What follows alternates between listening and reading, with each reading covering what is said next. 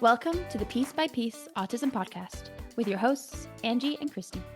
They've worked 25 years to help Alec get the most out of life. Let them tell you how they're doing it. Hey there, and welcome back to Piece by Piece Autism Podcast, where today we are going to discuss all things hobbies as it relates to autistic children and adults. So things to consider when helping autistic people develop hobbies and how to kind of go about figuring out what your child's hobbies are, as well as the importance and benefits of hobbies. I think it's good to mention here that Alec, who we are speaking about and sharing our experience here with, is 27 years old. He lives in a group home setting with a team and is nonverbal and severely autistic. And he had 0 hobbies. In fact, quite a huge deficit in this area. So to be where we are today, to see him kind of thriving in this leisure area and having hobbies and really enjoying and advocating for doing these fun things with his team members is an exciting place to be. So we just want to share our experience that we've had getting him to this place and encourage you to look at all aspects of developing hobbies for your child as well. Yes, my life changed a lot for the better, when he started having hobbies. Yeah. It made him look so much more like he was enjoying life and getting something out of it and not just going through his day trying to just get through. It really has enhanced his life and has taught him so much, including, but not limited to, coordination, fine motor, gross motor. It's helped his communication because we pull communication into everything that we do. Yeah, everything. And motor planning, it helps reduce his stress. He's a guy that can get a little bit of anxiety. And so reducing the stress is really important for him. Personal growth, he's received a lot of confidence from having hobbies that he's good at, knowing that he's good at something. And he can be creative. It can help that part of him. It's actually at some point turned into a job. He actually did some work in a garden, and it turned into a job on a farm where they did like raw milk delivery and stuff. And he also cleaned the milk jars and stuff like that, which he was probably a little better at than the gardening. But he also had a little job at we don't like to remind Angie of this as she is traumatized by it, but he did have a small job in what do you call that? An organic grocer. Yeah. I fired him so fast from that job. But his boss was so nice. It should have been traumatic for the boss. It was probably traumatic for the boss, but she was so patient with him. But he loved to take every single apple out of the bushel basket and put his thumbprint in it, including his thumbnail. Yeah. So he would just pop it. It was a sensory thing for him. He'd lift up the apple, pop his nail into it, and then set it on the shelf to be sold. And when I went and saw this, I'm like, what is going on? And why are she you said working it's here? okay, Angie, don't worry about it. I said, no. She's just the nicest lady. And we're like, actually, we're kind of a little bit more intense than that. We know better. But thank you for your patience. Yes. We really do appreciate the employment, but we are going to have to fire him on your behalf. We'll go spray the gardens down the road. We'll give that one a try, and that one was great. He actually had a beautiful garden this summer as well, and harvested all sorts of zucchini and broccoli. Oh my gosh, the broccoli was oh my goodness, beautiful. The broccoli looks so good. And he likes broccoli. It's like the only vegetable, well, not the only vegetable to eat, but one of his favorites. He enjoys broccoli. His favorite vegetable. So he's had a lot of social benefits from doing hobbies. And Mm-hmm. one of them is that I was telling Angie, I don't know why this happened like it did, but earlier in his life, we had home teams that came in and they did their job and did a great job of it and they left. And they didn't do a lot of socializing with him outside of the session and didn't really socialize among themselves Mm-hmm. together that we knew of. They might have off campus, but meaning away from our home.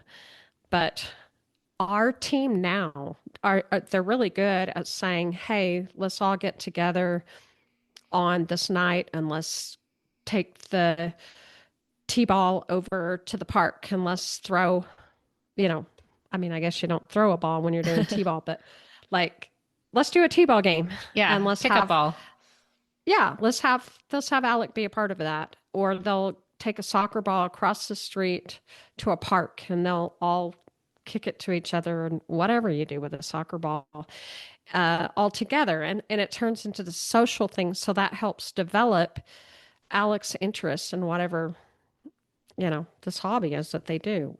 He's done bowling with Best Buddies, the group that I think is nationwide. Yeah, I think That so. I think it's in most cities. And then he's had a lot of sports opportunities with Special Olympics. So a good way to sample some hobbies would be to sign up for Special Olympics to Mm-hmm. say, oh, maybe my child likes basketball and the basketball schedule matches with yours. That would be a good one. We tried baseball and we tried soccer. Soccer. Mm-hmm. And so there are a lot of different opportunities. Alec doesn't live in a super big town, but there have been a lot of opportunities that way for him. Yeah.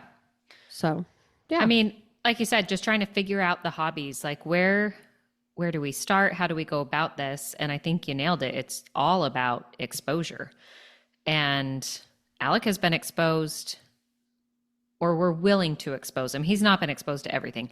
We are willing to expose him to anything except for shooting guns and jumping out of an airplane, we always say, because those are kind of Right. extremes that we're not willing to do. But Yes. anything else, we're willing to give it a try. And Alec has really taken on that same attitude of, sure, I'll try anything.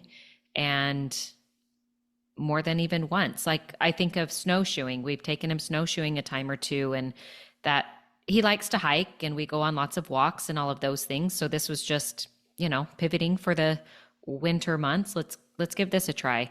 And it wasn't his favorite thing. He's done it maybe 3 or so times, but he was willing to try it, made the best of it.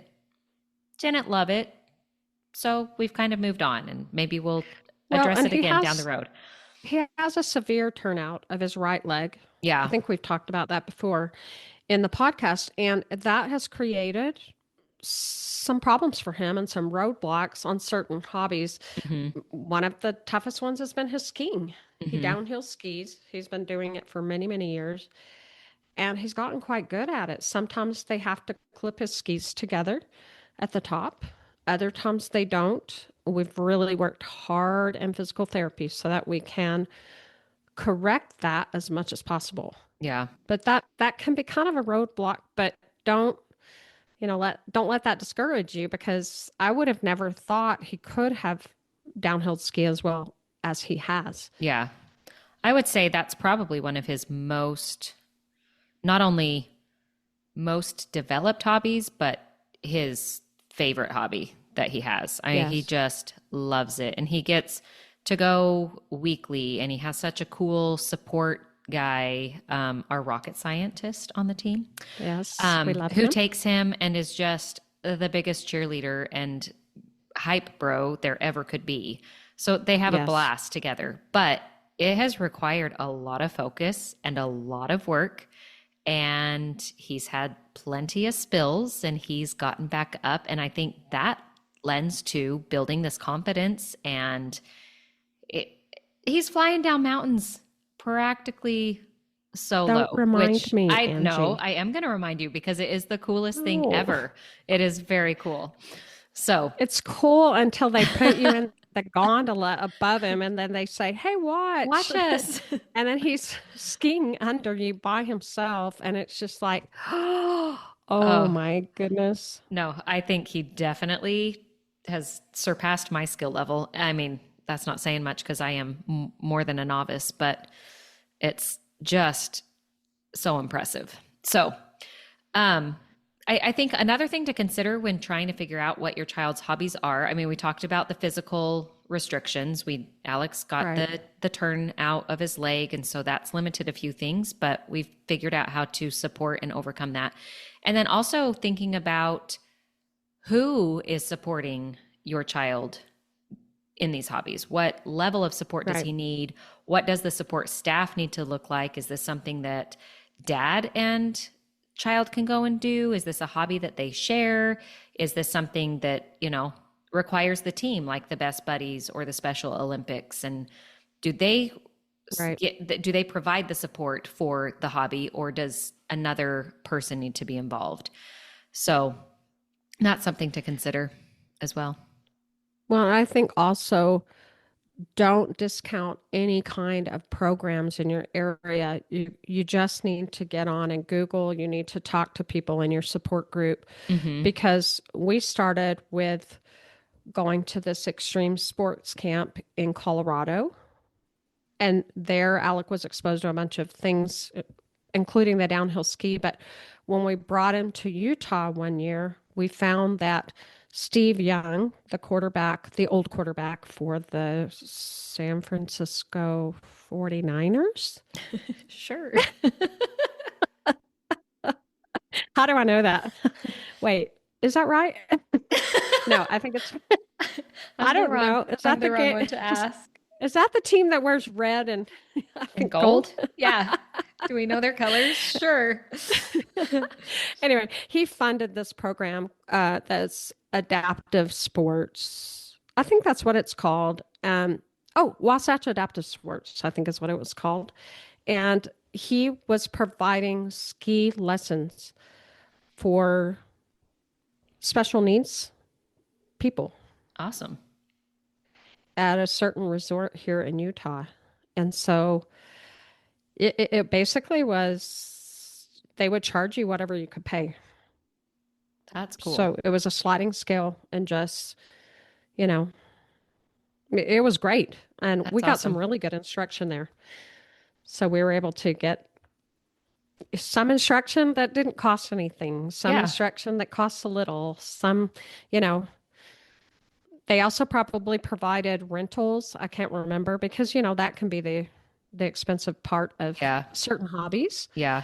that could be prohibitive, but it was so nice that that was a very affordable way that we could do that for a Yeah. time, that adaptive sports. Very So look cool. for stuff like that. Yeah. I think also trying to figure out and not only consider what your child will 100% enjoy, but what will challenge them in some Correct. aspect. You want to take a Yeah. piece of the fun and a piece of something challenging and kind of meld those together because, again, as you talked about, all of the motor planning or coordination and fine and gross motor and those things makes this a great goal to have as part of your child's program. But it Yeah. doesn't feel the same as our discrete trial training or communication practice where it's a little bit more serious. This is supposed to add an element of fun. Yeah. And I think that people don't realize that this is a huge deficit Mm-hmm. for a lot of people who suffer with autism. And you have to teach leisure, which Mm-hmm. is so counterintuitive in a way. Like, I, I just, like I've said before, wanted Alec to be able to just do something that he enjoyed for even a period of 10 minutes would have been nice when he was younger. And so having him now as a 27-year-old be able to do several different things, it's very gratifying to see Yeah. him. He had struggles with some depression when he was in his teens. And I know that developing these different hobbies has really boosted his self-esteem and Yeah. has really helped his mental health. Yeah, and it helps him relate to people his age. A lot of Yes. his caretakers are in college and, he's a little bit older obviously being 27, but he can relate to them. In fact, another one of his favorite hobbies that he does not exclusively but almost exclusively with a specific team member is going to the gym. They're like workout bros, bros. And He talks they smack about the guy to you try need to to rib him. you need to have big guns like me. Like, why aren't you in the gym more, Yeah. man? You need to get your guns like mine. Alec is very funny that way, but Yeah. we love to see how they interact, and it's just kind of become a routine now of what they do when this particular team member is on team or on shift, excuse me, and they have a great time. And they just go to Yeah. the local rec center. It's not like any Oh, yeah. intimidating kind of gym. It's a very family friendly environment. He also goes and swims there. They can do all sorts of fun things. They can check out a basketball and go shoot some hoops, or it's just a great option. I think most cities have a rec centers like that where it's not super expensive if you're a member of the city, and access to it is just really easy. Yeah, it's been fun to watch how different team members will bring different skills that they have or hobbies. Like Yeah. we had Ben came in and said, "Oh, does Alec do rock climbing?" And while that's not my favorite thing for him to do, because again, it Uh-huh. makes me have a heart attack when I see him do it, but it also is gratifying to watch him do it because you can tell it's just building his confidence as he Hmm. gets higher and higher up the wall, and he's looking around and seeing that other people are doing this. Right. And I don't understand how Ben taught him to do it so well. I know that he did it in Colorado also, so it wasn't the first time he'd ever been exposed Right. to it, but it was so cool to watch him do that because he can go all the way to the top. And Ben, I mean, he looked like he weighed about 105 pounds soaking wet, and he's down being is it called parlay or no, that's not the word. The guy down at the bottom. That's like Belay, that's belay Malay, on. parlay. No, parlay is a gambling term. Oh, okay. What are your hobbies, Christy? I don't. Ah, you caught me. Well, No, anyway, so it's fun to watch how he developed that. Now, another guy came in and he took him over to that Provo beach and they did the ropes course. Oh Yeah, my that's high gosh. up there. I was sitting over there thinking, oh my gosh, I've got to have an Ativan to get through this. It was so oh, it made me nervous to watch him, but he was harnessed and I kept asking the guy, "Do you have the harness on correctly? Like, are we sure about this?" Because it's so far up there. Yeah. But he loves the Adrenaline. thrill, Yeah. the He's a bit of, adrenaline rush. yeah, he's Yeah, a bit of adrenaline adrenaline is probably junkie. what it is. Yeah. But So, that guy loved to do it too. So it's fun to like see him pick up on someone else's hobby right. and kind of just do it alongside them Yes. Well, and and I just think a lot of enjoy his it. exposure has come from our variety of team members bringing an element of craftiness, or, I Yes. really like art. Alec loves to do art, and some people don't. So Right.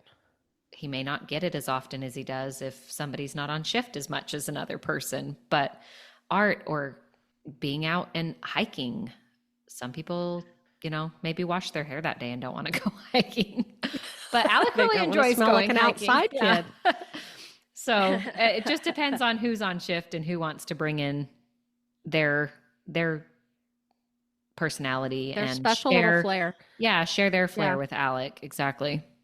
Yeah, like we have a girl that came on and she didn't have a lot of experience with him, but she just said, "Oh, do you have any paint? Do you have any little canvases?" I said, "Oh, yes, we do. Let Hmm. me just show you where all that stuff is." She gathered it up. She took him by Chick-fil-A or somewhere and got him lunch. They took a blanket, laid it out at this beautiful park, and she just handed him a paintbrush with this little canvas. And he just looked so relaxed Yeah. and so happy. And he was just having Chick-fil-A and painting on a canvas. Yeah. And it's just so super cool to Yeah. watch that. Nothing over the top, but brings an element of Yeah. change and something different to the day that just is out of the norm. Then Right. it's not something you do every day, you know? Yeah. So Yeah. we've also done a ton of different games with Alec, and Yeah. those have been taught. We've had to modify some in different ways, but we love the social aspect of the games, the communication aspect of the games, and especially when we're training new people or have friends in town, or if our team members have friends or roommates come over to hang out, that's something that is kind of always a go-to that they like to do. So just trying things like Trouble, or, oh my gosh, I refuse to play with him anymore because I don't think I've ever won, and I am not one to even give my 4-year-old a leg up when we play games. Because oh my goodness, Angie. I'm sorry, I believe that kids need to learn to lose, and home is a safe place to do that. But You're so competitive. sorry is the game. Sorry. Alec he schools me every time at sorry. Okay, he's really good at headbands too. Oh yeah, that's a fun one. We play a game called Zingo. That's one where Yeah. it's like a bingo, Yeah. but And that that's a was where fun we one. taught where we started teaching him how to use the no, like Right. a We were discard. we were plate. teaching matching as well as no. If this does not match, Yes. it goes on the no plate. On the no plate. And that's been as generalized to other Right. skills. We paired that with the was a head really shake helpful thing for to learn. no. Mm-hmm. Yes. So many. What And other then, games does he play? He does that one where you flip up the people's faces. oh, I just played He's that really one. good at that one. Guess Who? What's That's what that one's called. Guess Who? Yeah, Yeah. Guess Who? That's a There's fun some one. of the traditional ones. Like he doesn't play Monopoly. He doesn't play We're not Risk. playing Settlers of Catan or Acquire. No. And Dungeons and Dragons. We don't really play any Dungeons and Dragons. We don't really play any card games. No. No. Oh, No. we did play that one where it was a search and find. It's a really fun search and find that was on a circular card. Oh. How did we do that with him though? Because he does use a letterboard to communicate. If he picked up, he got to go first. If you picked up his board and initiated. Spot It. Oh, then that's what that one's called. Spot It. Yeah. Yeah. That was fun. That is I a good like one. that game. Yeah. Yeah, so many games. Yeah. So another favorite of mine is his biking, because he has a tandem bike that is super fun. Very fun. He always sits on the back, obviously. He's the stoker. He is. Oh, the stoker. Thank you. That's the stoker. Should be Oh, better. wait. What's the other one called? Should be better up to date on my bike vocabulary. It's because we always called him the stoker. And so I never thought about the person in the front, what they're called. I don't know. I may have to Google that. We would never be able to know. Oh, we would know. we knew at one time, Angie. It's not like we don't know. Tandem bike Terminology. You looking this one up? peddler. Peddler? Oh, I like it. Oh man. No. It's not coming up. Oh, the front rider or the captain. Oh, I like The rear rider is the stoker. So the front rider is in charge of steering, braking, and shifting. And the rear rider is the stoker, focuses on pedaling and something else. I would have to yell and say, dude, move those Pedal. legs. Move those legs. I am pulling your weight. But tell you what, those were some good times. Especially if you've got a hill, Yeah. a little hill you're coming Yeah. up. You're like, come on, Alec, pull me through. And then he's also had a tri-bike It's the best. It's got a big old basket Yeah. his backpack goes in. And It's that such a one cute sight. requires a lot more focus, obviously, being the captain and the stoker, because he's got to figure out how to steer that big old thing and Yeah, brake when we're going down a hill and right. pedal a little bit more up the little hills. So we've got a nice little route in his neighborhood that we do, and we just kind of run alongside him and cheer him on, and it's awesome. It's good for him. My dad was a big triathlete, and his dream was to have Alec and people like Alec in a triathlon. That was his dream. And I would always say to him, how's that going to work? Like, he's Mhm. used to this one bike. Do we have to take the bike on the plane? Like, how do we get the bike down there? And he was kind of a big idea guy. And he really wanted that to happen, but he sadly is no longer with us. So we're not going to see that. Uh-uh. Oh, that kind of took it down. I didn't mean I didn't mean for that to go so sad. But I thought it was really cool that he wanted to do that, is what my point is, Angie. Yeah, no, that's great. Is that he wanted him so badly to be able to participate like other people participate in triathlons because it brought him so much joy. We need to And do so, it in your dad's name. Jordan would totally ride with him. oh, that would Like be really cool. 100%. But I also said, like, when he quote swims, he's not stroking. Like, he's not Yeah. moving his body forward on a typical swimming stroke. He can tread water and he's safe in the water, but he doesn't do like big swimming strokes. So, and then, and then have you ever seen him run, Angie? I have. And it's one of my favorites. It's so cute. It's so He cute. really does more like a skip, Yeah, which a is gallop adorable. yeah. It's a gallop. Yes, he lopes. Um, yeah, so I don't know how a triathlon would look. I had a friend once it was like down in Austin or something, and the swim portion was in a lazy river. That's what we need to do. Ooh, that would be fun. That would move him along. That would Yeah. give him the boost that he needs. Look, we're just out to have a good time always. Yeah. I mean, But that hobbies. would have been fun. Given my dad a couple more years, he would have pulled that off. Yeah. But We'll have to do it in his name. well. Yeah, But we'll do that. hobbies are supposed to be fun. And I think if you can get this started when your child's young and really utilize the exposure and the teaching aspect, because obviously some of these things don't come naturally, and that's Yeah. okay. But exposure over and over again, time, and just some trial and error, I think really will. And also get you just there. let things organically develop as much as they possibly can. Yes. Like to take a little, it's just like with job training, like what job can my child do? He doesn't have any skills. Well, really dig deep and say, Yeah. no. He loves to spray a bottle. Okay, well, how can that be incorporated into a job? And hobbies are no different. It's like just take the tiniest little skill that they might have or the tiniest little thing that brings them joy and turn that into a hobby. Well, thank you so much for joining us today on Piece by Piece Autism Podcast. We hope this has been informative as we've shared Alec's experience in building and exposing him to all sorts of activities that are now hobbies. If you're loving these conversations as much as we are, hit that follow button, share the show, and help us spread the word because every piece of the story matters. If you've got a story, question, or idea, be sure to send us a message. We are on Instagram and Facebook at Piece by Piece Autism Podcast. That's PIECE, Piece by Piece Autism Podcast. Thanks so much for joining us. And until next time, we'll talk to you later. Bye. Bye.